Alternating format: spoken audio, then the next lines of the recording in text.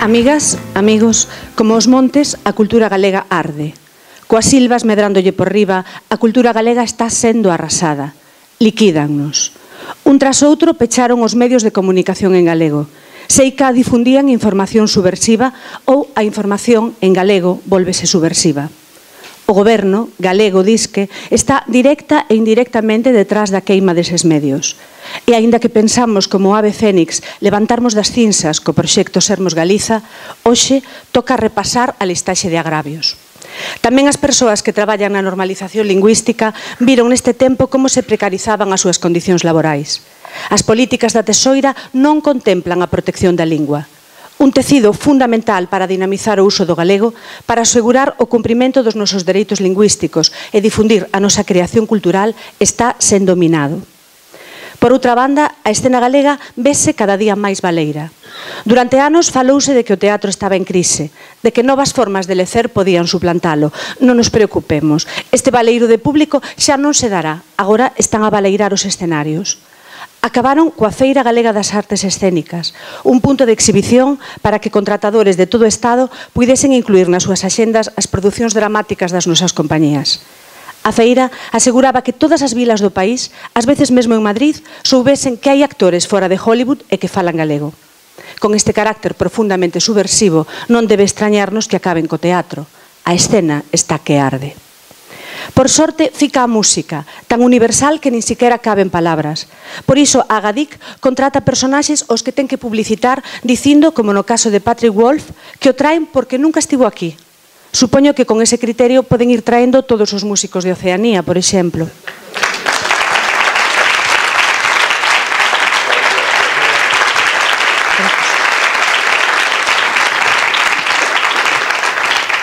Mentres, desde as nosas bandas, os proxectos máis experimentais, desde a música tradicional ao rock, todo o que apoia a nosa identidade, xa sabedes, arde.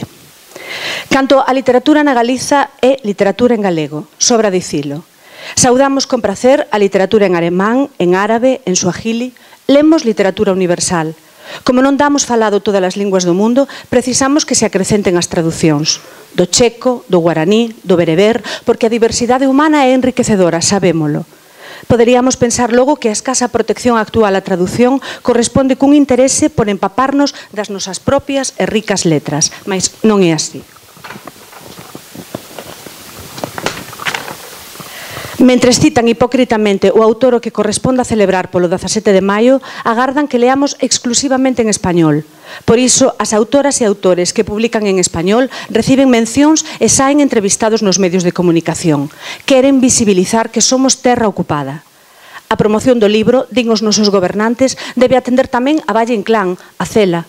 Efectivamente, a promoción do libro así en xeral atinxe tamén a estes autores, e a Pamuk, e a Goethe, e a Shakespeare.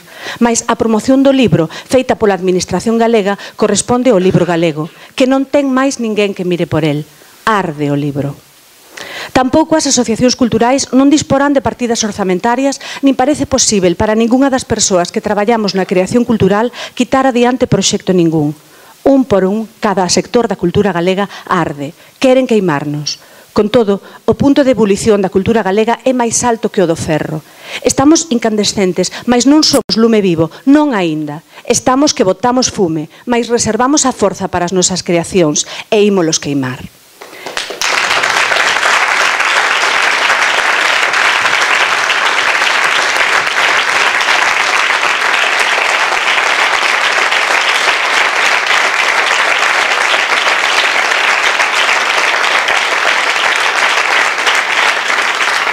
No Bloque Nacionalista Galego sabemos que a cultura galega precisa axuda institucional, precisa intervención e apoio para subsistir porque é un terreo delicado e estratéxico. Desde os sectores conservadores, a defensa desta intervención cultural critícase rapidamente. Din que queremos unha cultura subvencionada. Pois sí, subvencionada, que pasa? Subvencionada quere dicir deseñada e protexida con cartos de todas e de todos, rendendo contas públicamente de canto se fai, promocionando o que é de noso, difundindo con transparencia e sen amiguismos o que se protexe con orzamento público. Agora ben, se en Madrid o Ministerio de Cultura, que curiosamente aínda existe, patrocinase esa axuda, daquela racharíalles España. E, por suposto, na Xunta non interesa cultivar un eido que, por definición, salienta os aspectos diferenciais desta nación. Esta nación que, por certo, aínda está en pé.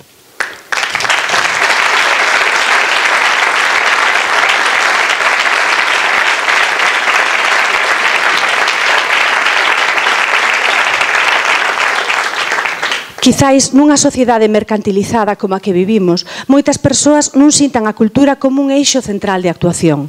Quizáis pensen que con problemas tan graves no sector agrario ou no naval, a cultura é un luxo superfluo. Efectivamente, a produción artística, ese luxo, alimenta o esforzo máis enorme que o cerebro humano pode soportar, o de introducir unha idea que estaba fora da cabeza, dentro dela, atravesando un cráneo ben duro. A cultura é un luxo, no mesmo sentido que o son gozar dun paseo pola beiramar ou contemplar o solpor entre os montes. No entanto, no sentido material, que para tantos é o único que importa, a cultura tampouco ten nada de superfluo. Supón o 2% do PIB, mesmo cando están a queimala, que non podería dar se mirasen por ela. En autoestima, en sensibilidade, en perspicacia, mas tamén volvamos ao seu mundo real en postos de traballo digno, en pequenas empresas de man de obra especializada, en rendibilidade económica. Fronte á idea de lacazáns culturetas, que quizáis poida manterse noutras latitudes, con outros tecidos sociais, a cultura galega inclúe postos de traballo creativos e postos de traballo técnico, tramoístas, condutoras, editores, iluminadoras, maquilladores, deseñadoras e realizadoras de vestiario, escritores, ilustradoras, cantantes, actores e actrices, directoras de escena, tradutores, xornalistas e maquetadoras, músicos de todos os estilos, deseñadoras gráficas, produtores fonográficos, perruqueiros, debuxantas de banda deseñada, acomodadores e despachantes na entrada, creativas en novas tecnoloxías e tantos máis. Non todas estas son profesións. Na literatura, por exemplo, apenas hai quen dea vivido dese traballo, mas todos arden. Por iso, como máis unha entre vós, como persoa da cultura, quero vos pedir o apoio para o Bloque Nacionalista Galego, porque o BNG é a equipa da casa, a que defende a cultura galega por ser a nosa, a que entende o fenómeno identitario e considera a cultura entre os sectores productivos deste país. Porque o BNG propón unha política de esquerdas, onde a administración protexe e dinamiza, e despois desta queima, moitas das nosas producións terán que ser especialmente auxiliadas. Pídovos o apoio para o BNG porque o PSOE foi o goberno da nefasta Lei Sinde, que protexe os intereses das grandes compañías e pecha páxinas web vulnerando a acción xudicial. O PSOE foi o goberno da reforma do canon digital sen rematar e do escándalo da SGAE. E o PP é o partido da megalómana cidade da cultura, o proxecto, por definición, oposto ao que queremos. Nun momento en que se fala moito de indignados e de desconfianza nas institucións, cabe lembrar que o Bloque Nacionalista Galego sempre estivo aí nas bases do movemento asociativo, nas plataformas para impulsar pequenas iniciativas, para xestionar museos e casas da cultura, para dotar de locais de ensaio, para lembrar que a cultura está viva e quenta os ánimos sen necesidade de plantarlle lume. Hai alternativa a tanto desencanto no Bloque Nacionalista Galego, por Galicia.